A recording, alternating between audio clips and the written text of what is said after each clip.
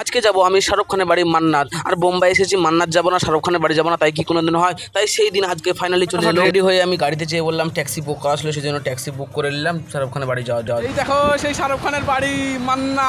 কি বলবো, সামনে থেকে যখন শাহরুখ খানের বাড়িটা দেখলাম, কি বলবো, মনের ভেতর এতটা ফিলিংস ছিল, এতটা সোশ্যাল মিডিয়ায় দেখেছি, সামনাসামনি দেখার পর কি বলবো, অনুভবটা। আরিয়ান খান ফটাম করে বেরিয়ে গেল, শাহরুখ খানের বেটা কতই বেরিয়ে গেল তার কোনো ঠিক নাই। গেট খান আবার ভকাম করে লাগিয়ে দিলে, ভাবছি ছবি টবি তুলবো, তা কোনো সিস্টেমই না এখানে, সব কিছু করা গার্ড। শাহরুখ খানের বাড়ির সামনেটা ভিউটা দেখো, মানুষ ছবি খিচাতে ব্যস্ত। আগে শাহরুখ খানই তো এখানে নাই, তো ছবি খিচে কী করবি? তা মানুষ ছবি স্বপ্নের শহরে দিতে হচ্ছে। সত্যি শাহরুখ খান এমন রোম্যান্স করে আছে, বোম্বাইটা গোটাই ওর জন্য রোম্যান্স হয়ে গেছে, শুধু রোম্যান্সিক জায়গা আর শুধু হচ্ছে রোম্যান্স। তারপর আমি চলে এলাম শাহরুখ খানের বাড়ির পাশ দিয়ে। এই যে ব্যাকগ্রাউন্ডটা এতটা সুন্দর, কি বলবো, একটু ঘুরতে মজা লাগছে, কারণ অনেকদিন পর এখানে এলাম।